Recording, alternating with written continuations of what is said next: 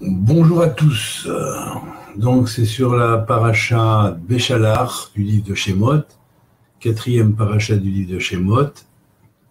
Donc on a vu que Shemot était le deuxième livre, donc il a lieu d'avoir lien avec ce qui se forme dans le fameux partsouf global, général de Abba, le Père, le monde d'Atsilut.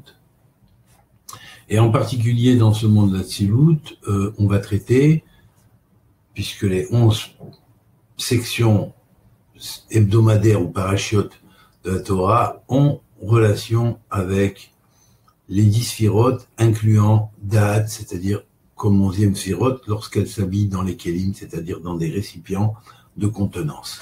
Nous travaillons aujourd'hui sur la quatrième paracha de Shemot, c'est-à-dire le récipient de contenance du Da'at, c'est-à-dire de la connaissance à l'intérieur du partsouf de Abba, qui est la Hatsilut de Abba, et c'est grâce à ce Da'at que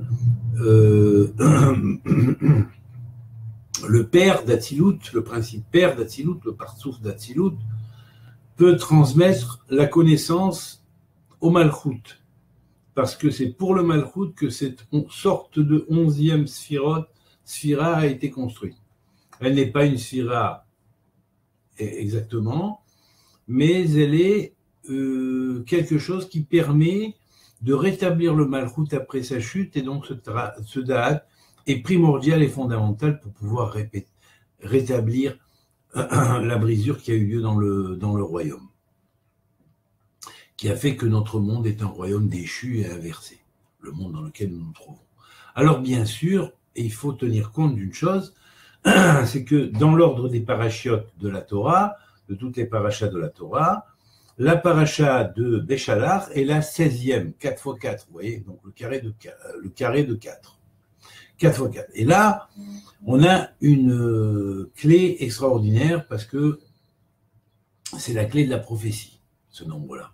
Étant donné que le fameux oracle de Daniel contient 4 x 4, 16 figures de base, qui sont la clé on pourrait dire, du pectoral du prêtre aussi, quelque part. Et donc, la signification de cette fameuse paracha, dans la relation qu'elle peut avoir avec le monde du Tikkun, est extraordinaire. Parce que, finalement, c'est la paracha qui va mener le peuple hors d'Égypte, qui va marquer sa congédience du lieu d'étroitesse qui s'est revêti dans l'Égypte et qui préparait à l'accouchement du peuple nouveau qui allait naître, et donc la continuité de la tradition au travers de ce peuple, c'est-à-dire la continuité de la tradition universelle et primordiale au travers de la tradition du Tikkun. Et fondamentale et essentielle pour établir cette tradition primordiale telle qu'elle pouvait être à l'origine. On verra par la suite comment ça se dessine. Alors bien sûr, il devra sortir d'Égypte, il va être mis... ils auraient pu prendre un chemin, ils n'ont pas pris ce chemin, ils ont pris un autre, pour ne pas livrer une guerre contre les Philistins, et donc ils ont évité le pays des Philistins. Dieu a dit à Moïse, prenez le lieu vers le Sinaï et vers la fameuse mer de Jon, ou la Yamsouf, d'ailleurs la mer Rouge, qui va être le lieu où finalement il va se passer l'ouverture de la mer Rouge avec ce grand miracle extraordinaire. Et bien évidemment,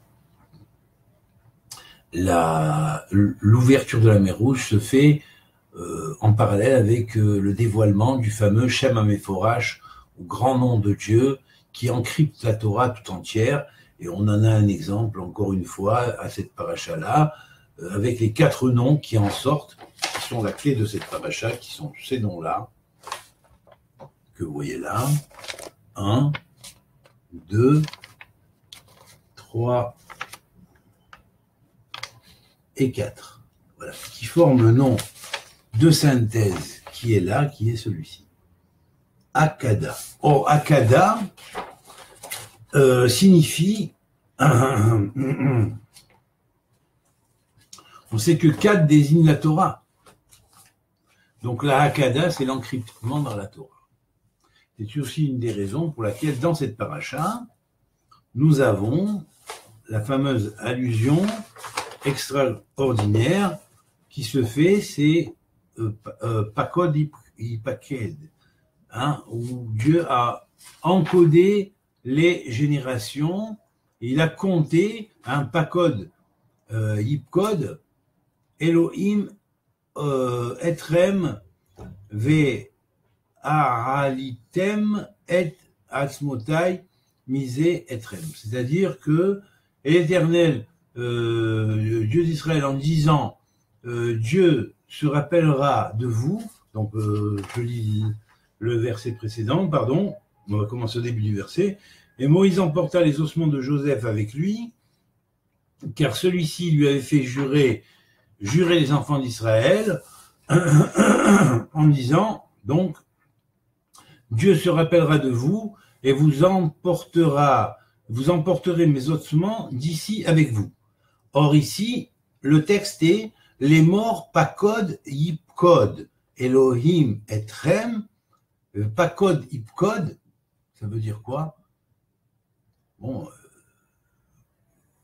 le terme pakod, c'est à la fois compter des points, mais en fait, derrière cette histoire, il y a le code du verbe, P-code. On pourrait lire, on peut lire P-code. C'est-à-dire, Veishbiya et Ben Israël, il a fait jurer les enfants d'Israël en leur disant, Pakod Yipkod. Dieu se rappellera de vous et vous emporterez mes ossements d'ici avec vous. Pakod Yipkod Elohim, c'est-à-dire Dieu vous comptera, vous jugera votre action si vous réalisez. La traduction n'est pas paraphrasée ici, elle est une traduction qui n'est pas vraiment en mot à mot. Pakod Yipkod, ça veut dire il comptera et il mesurera sur chacun des points, jusqu'à combien vous avez pu vous servir du verbe avec son encodage, l'encodage qu'il contient, Elohim le verra. Parce que moi, Yosef, je suis celui qui symbolise le fondement. Yosef symbolise le fondement. Donc, attention, n'enfreignez pas cette chose-là. Si vous enfreignez ça, c'est tout le code génétique qui part en brioche. Et là, bien évidemment, le verset suivant dit, et ils partirent de Soukot, et donc on va assister à la sortie d'Égypte et l'encadrement des tribus par les fameuses nuées de lumière, nuées de gloire, et bien évidemment, cela va être accompagné par les fameux versets quand ils vont arriver au bord de la mer Rouge. Alors, il y avait quatre types de personnes. Les uns disaient sautons dans la mer, parmi les mécréants. Certains disaient oui, pourquoi on est arrivé jusque-là, pour mourir dans le désert ou quoi, bon, sautons à la mer. D'autres disaient, donc c'est la vocation suicide, ça veut dire en fait, noyons-nous dans, on pourrait dire l'assimilation quelque part, laissons-nous bouffer, quoi, je veux dire quelque part. Noyons-nous. La deuxième partie du peuple disait, une partie parmi les contestataires de la sortie d'Égypte disait, non, on va livrer bataille aux Égyptiens. Ça représente à ceux qui étaient prêts à essayer de combattre par la rigueur, de répondre à la rigueur en se défendant. C'est très bien, très louable quelque part. Et puis d'autres, bien sûr, pensaient qu'il était bon de se rendre aux Égyptiens et de retourner en Égypte. Et donc là aussi, c'était une forme de baisser les bras, une manière de baisser les bras. Et la quatrième partie, donc, était pour carrément, prier. Ils se sont mis à crier, à crier. Ils ont dit, en criant, on va peut-être faire peur aux Égyptiens. Bon, ça représentait ceux qui n'étaient pas capables vraiment de prendre conscience que de se représenter l'ennemi qu'ils avaient en face. Et là, Moshe a répondu aux 4 groupes en une phrase, finalement, leur dire « Ne craignez rien, l'Éternel sera avec vous » et criez, priez plutôt que de... Et à ce moment-là, bon, vous savez que Narshom Abinadav a été le premier qui a sauté dans l'eau, et en sautant, ben, évidemment, la mer s'est ouverte. C'est le geste que Dieu attendait, qu'il crie d'abord, qu'il prie, hein, et ensuite que quelqu'un prenne l'initiative de sauter en premier pour donner l'exemple, et à ce moment-là, ben, Dieu a ouvert la mer Rouge. Et là, une chose extraordinaire, c'est en fait cette mer Rouge s'est ouverte aussi grâce au Shem HaMefourash, grâce au fameux nom de Dieu, puisque c'est dans les 3 fameux versets où il y a 72 lettres dans chacun, qu'en les lisant d'abord droit, puis en retour, le 2e verset, puis en redroit, le 3e verset, et en prenant les premières lettres, les 2e lettres, les 3e lettres, les 4e lettres, les 5e lettres, jusqu'aux 72e lettres de chacun des versets, qu'on obtient ce qu'on appellerait le Shem HaMefourash, ou le fameux nom duquel tous les noms clés d'en-tête de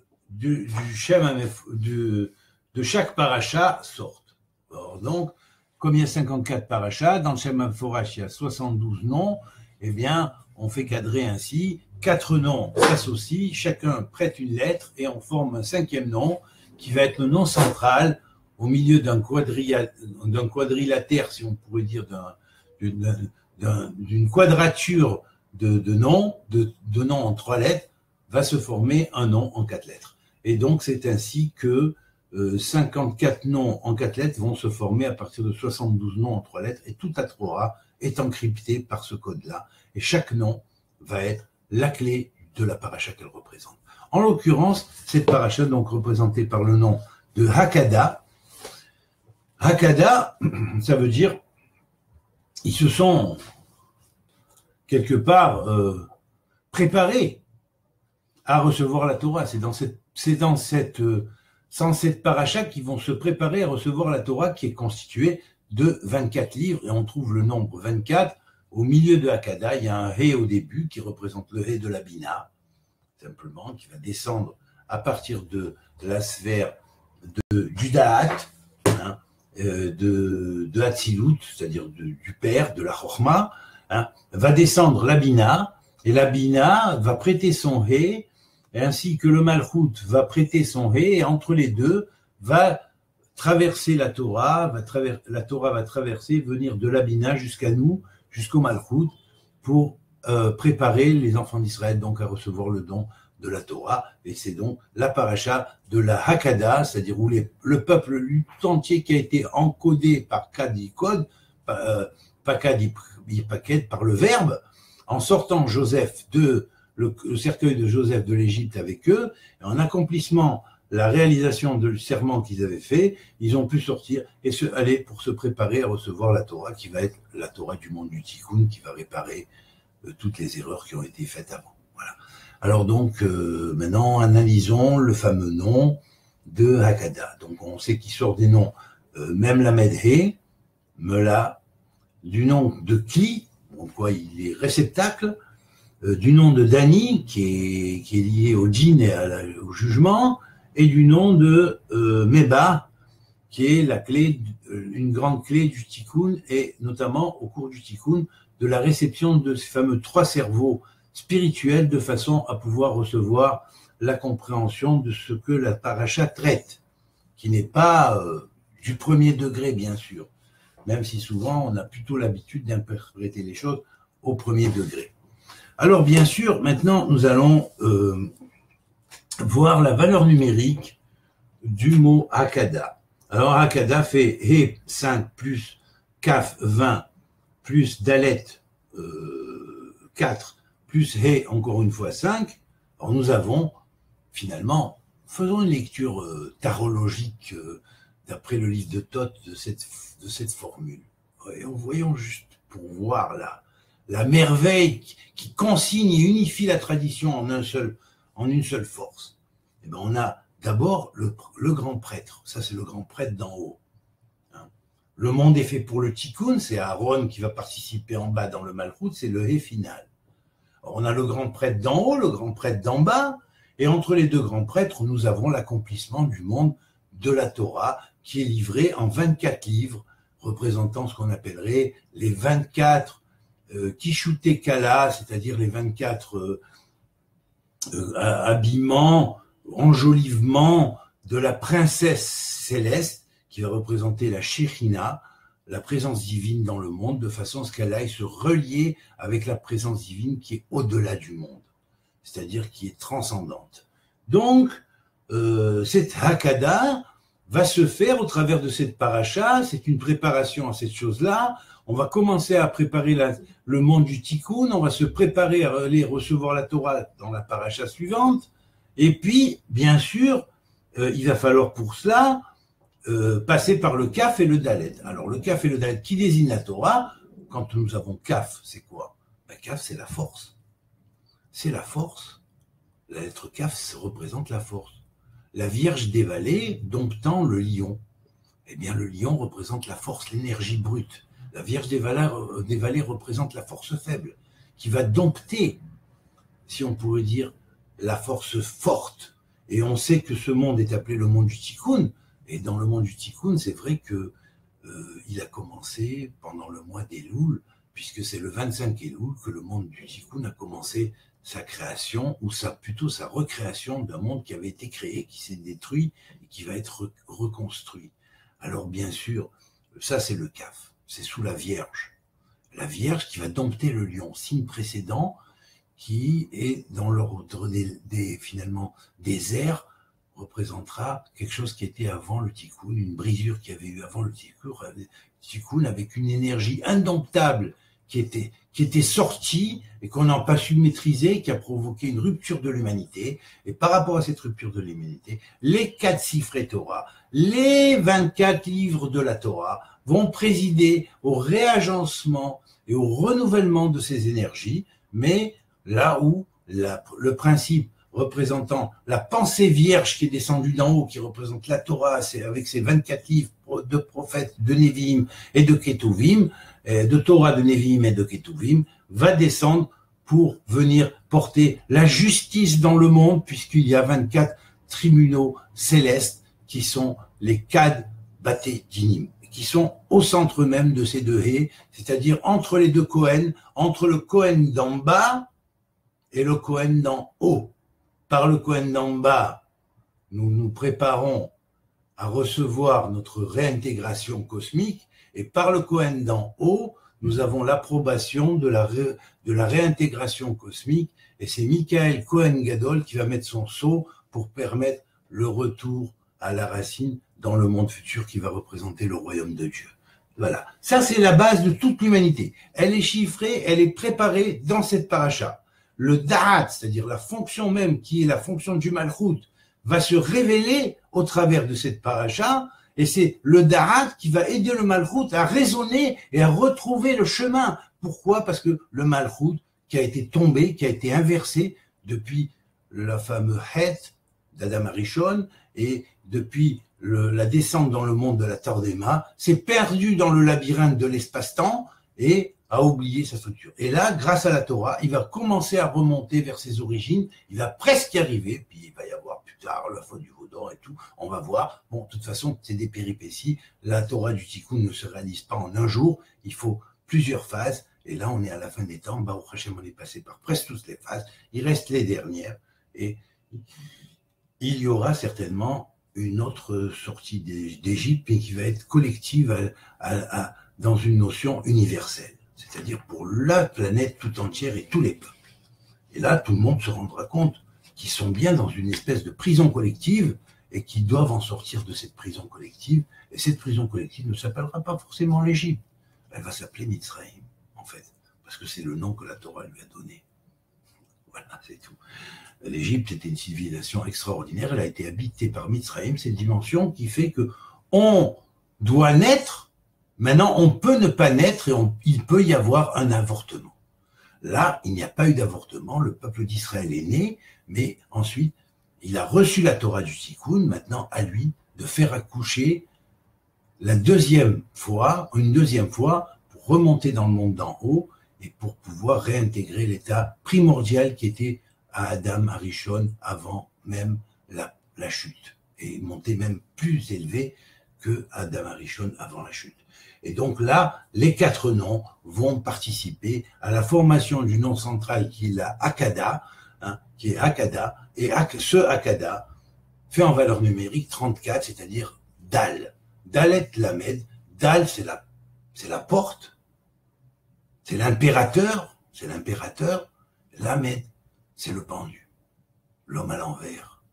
Vous voyez, l'homme à l'envers, ça représente l'homme à l'envers qui perd ses 30 deniers. Voilà. Donc il y a une symbolique derrière ce langage extraordinaire, et qui représente la lettre Lamed qui est 30 en valeur numérique, et donc qui va représenter le tikkun sur quelque chose de fondamental, qui touche aussi certainement au cercueil de Yosef à ne pas oublier, au mérite de Yosef à ne pas oublier, à ses ossements à sortir de ce lieu pour les amener à l'endroit où il faut, et donc tout ça, on va le voir au travers de la terminologie de Hakada qui est liée au Dal. Dal, c'est le pauvre. Dal, c'est le pauvre. Je suis heureux de l'avoir racheté vote, mais c'est le pauvre. C'est le principe qui est très haut, Ashriel Dal, mais qui n'a pas le pouvoir matériel de s'exprimer. Et ce principe de Dal va représenter la Dalout totale, la plus élevée à laquelle le peuple d'Israël est tombé, descendu dans le temps où il a été enfermé, dans cette période-là, dans l'esclavage égyptien de l'époque, qui était la période noire de l'Égypte, et qui a été la période de Mitzrayim, qui présidait l'accouchement d'un nouveau peuple. Et là, qui allait hériter tout de sa mère, c'est-à-dire de l'ancienne Égypte primordiale, toutes les connaissances. Et on sait que les connaissances de l'Égypte primordiale consignaient la totalité des têtes, si on pourrait dire, ou des facettes de la tradition primordiale, comme Hanor l'avait enseigné, Hanor qui est très lié à Yosef, qui représente le principe Paro d'Ikdusha, pharaon de sainteté. Alors bien sûr, on sait que ce principe-là de Hakada, qui est lié à un nom de Dieu qui s'appelle Bet Vav Kavav, qui fait 34 en valeur numérique, qu'on appelle le Shem Dal, le nom pauvre. Pourquoi? Eh bien, en fait, on sait que ce nom-là sort des lettres de Yud Kevavke, lorsqu'on prend les lettres qui viennent tout de suite après chacune d'elles. On prend le Yud, après le Yud, il y a un Kaf, c'est 20. On prend le premier He, après le He, il y a un Vav, donc c'est 6. On met 6, on a 26, comme le nom de Yud Kevavke entier. Puis il reste encore il reste un supplément qui va venir après, avec le fameux Vav, qui lui va devenir, lui va devenir non, excusez-moi, je me suis trompé, j'ai pris la valeur de Eke, excusez-moi, je vous demande pardon. Voilà. Bon, là j'ai fait une erreur, excusez-moi, j'ai associé le principe commandant les cerveaux intérieurs avec les cerveaux extérieurs, excusez-moi, j'ai fait un petit jonglage, pardon. Alors donc, Dal va représenter le Shem Bet Vav Kav Vav, qui lui est la succession des lettres de Eke. Pardon. Et donc, de Eke, c'est-à-dire c'est le nom complémentaire de Yud Kevavke, et donc dans les premières lettres de Bet Vav Kav Vav, au centre, Vav et Kaf, nous avons Yud Kevavke. Ça veut dire qu'en fait, il y a une allusion à Yud Kevavke, mais il y a une allusion à Eke, qui est le nom de fameux « Je suis, celui qui suis », sous lequel Dieu s'est révélé à Moshe. Et c'est lui qui fait en valeur numérique 34, qui va représenter les cerveaux intérieurs, alors que le Yud Kevavke va représenter les cerveaux extérieurs. Voilà. Alors la succession des lettres du Shem Eke, qui viennent tout de suite après, vont donner le Shem Bet Vav Kav Vav, qui, en valeur numérique, fait 34. Voilà. Alors, bien sûr, on va avoir ensuite le fameux verset lui-même qui va commencer la paracha. Alors lui, on va l'analyser un petit peu plus loin. Alors, ça commence comme ça. Vayehi beshalach paro et ha'am velo naham Elohim Derer Eretz Pilishtim qui karovhu. Alors, et quand Pharaon fit sortir le peuple d'Égypte, il a congédié donc le peuple d'Israël d'Égypte, Dieu les dirigea point par le pays des Philistins, parce que s'ils passaient par le pays des Philistins, ils auraient dû livrer la guerre, hein, qui était proche, parce que Dieu disait, de peur que le peuple ne regrette quand ils verront la guerre, parce qu'il devait y avoir la guerre dans le pays des Philistins, et puis ils les auraient certainement pas laissé passer, donc il y aurait eu les guerres, et c'était pas le moment encore, ils n'étaient pas prêts, et qu'ils retournent en Égypte. Donc pour éviter cette chose-là, Dieu leur a fait prendre un autre chemin, qui est le chemin du Sinaï, et là, il a fallu passer par la fameuse mer Rouge, mer dans laquelle il y a eu le fameux miracle extraordinaire de l'ouverture des eaux. Alors l'ouverture des eaux, vous savez, représentait, si la sortie d'Égypte représentait le passage, si on pourrait dire, du monde de Assia au monde de Yetzira, eh bien le passage de la traversée de la mer Rouge allait représenter le passage du monde de Yetzira au monde de Bria. Alors que l'arrivée dans le désert et la montagne, qui va être le lieu sur lequel proche on va recevoir la Torah, eh bien ce lieu-là va représenter le monde de Hatzilut, le lieu du dépouillement, le lieu où on se défait de toutes ces, de toutes les contingences qui nous attachent et nous attachaient à ce monde pour arriver à se libérer totalement et rentrer dans le monde spirituel. Voilà. Et élever tout notre corps et tout le monde matériel vers une spiritualité qui transformerait quelque part notre matière dite primaire en une matière dite glorieuse, tout au moins en sa formation embryonnaire. Alors bien sûr, nous allons analyser les premiers mots de cette phrase. Vayehi. Vous voyez, dans Vayehi, déjà, il y a 3 délais du nom de Dieu et un Yud à la fin, donc on ne trouve pas la 4e lettre en tant qu'un He, mais il y a un redoublement du Yud qui est aussi un autre nom de Dieu, parce que le mot Vayehi est un nom de Dieu. Il fait partie des 24 noms clés, parmi les 24 grands noms que Rabbi Moshe Cordovero cite. Il ne les cite pas tous, ceux qui manquent, et je les ai reconstitués. Donc, il cite quelques-uns, il en cite 9 exactement, parmi des noms qui sont dérivés du Shem Yud Ke Vav Ke et du Shem Eke, et donc est structuré de la même manière. Et c'est ces 24 qui gèrent les 24 fameux livres de la Torah, ou du Nevi'im et des Ketuvim, qui vont représenter le cadre de Hakada, clé de ce système. Donc ça commence bien par Vayehi, et Vayehi fait en valeur numérique 31. Puis on a le verset suivant qui va dire Beshalah Paro, quand Paro a congédié, c'est-à-dire il a dit aux enfants d'Israël, partez d'ici, vous pouvez partir, après la mort de son fils, donc premier-né. Alors on va voir que là, le cœur qui avait été endurci de Pharaon va céder, et donc on va comprendre la chose d'une manière extraordinaire, et le rapport que cette paracha a avec la fin des temps. Et retenez bien, écoutez bien, écoutez bien. Lors de la future sortie d'Égypte messianique, ça va se passer à peu près de la même manière. Il y a un gouvernement qui s'appelle le gouvernement d'ordre mondial, qui est maîtrisé par un espèce de pharaon de la génération, vous voyez, hein, quelqu'un qui contrôle le temps, vous voyez. Paro fait en valeur numérique Shana, donc il contrôle l'année, il contrôle le temps. Hein. Et c'est vrai que dans sa valeur numérique 355 comme Shana, si on associe le P, le Resh, le Ain et le He comme 4, puisqu'il y a 4 lettres, on fait le total en plus, on arrive à 359, vous voyez, qui est la valeur numérique de Satan. Alors ici, c'est vrai, qui c'est Satan, bien sûr, qui contrôle 359 degrés du zodiaque. Et c'est vrai que si on y met le Kollel, on a 360. Donc c'est quelqu'un qui est fort, qui contrôle toutes les forces, qui contrôle tous les degrés du zodiaque et toutes les naissances qui descendent dans ce monde. Vous voyez, on appelle ça Paro. Bon, c'est vrai en hébreu, en Égypte, on appelait aussi Pharaon. Et donc, ce pharaon, hein, qui est appelé Pharaon par la Torah, qui fait 355, celui qui contrôle le temps, non seulement le temps, mais pas que le temps, et Rafar, parce que si on inverse les lettres en hébreu, on se rend compte que les lettres sont les lettres de Rafar, la poussière. La poussière, c'est l'espace. Donc il contrôle l'espace et le temps, et il contrôle la sphère du temps, qui tourne sur les 360 degrés du zodiaque. Vous voyez, alors ça c'est la force de Pharaon. Et Vayihi Beshalach Balro, Et quand on se rend compte que les 3 premiers mots sont ça, sont ces mots-là, et il a congédié. Pourquoi il a congédié? Béchalar. Béchalar, c'est la grande clé.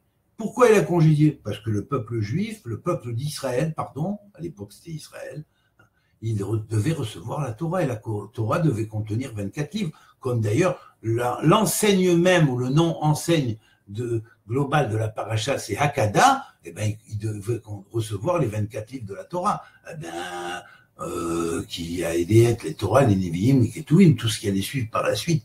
Et donc là, le mot Sefer, le livre, c'est le grand livre sacré qui contient 24 livres, eh bien, fait en valeur numérique Shem, et Shem fait la valeur numérique de Béchalar. Donc, Vayehi Béchalar Paro, ça veut dire, et à ce moment-là, Hachem a influencé par son nom le peuple qui devait recevoir son livre, qui est signé dans cette paracha, comme la paracha de la signature du tikkun et de la relation entre le Kohen d'en haut et le Kohen d'en bas, et le secret qui peut permettre aux 4 Sfarim de porter le tikkun au monde et de faire délivrer l'humanité à ce moment-là et dans le futur à un niveau global. Eh bien, il faut croire que s'il existe une personne comme ça, un pharaon qui croit maîtriser tout en se disant qu'il est son propre Dieu, que c'est lui-même qui s'est créé, eh ben, il va se planter et va se prendre un gros coup de bâton sur la tête. Voilà. Et ça, c'en est la preuve. Et regardez maintenant. Regardez maintenant. Vayehi, Béchalah, et c'est comme ça que je fais l'association avec ce que je vous ai dit, la fin des temps. Et c'est une grande clé, parce que tout est compté, pesé.